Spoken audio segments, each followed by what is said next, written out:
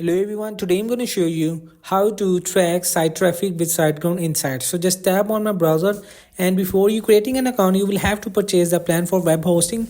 So if you want to buy to premium or subscription of this SiteGround, so please go through the link in description. You will get a referral code from me. And after creating your account, so where can I see how many visitor my site has? To check the traffic towards your website, go to the site tools, statics, traffic and traffic summary. This page shows information about so how many visitors to a website you are getting, the number of pages and much more. So where can I see my bandwidth usage?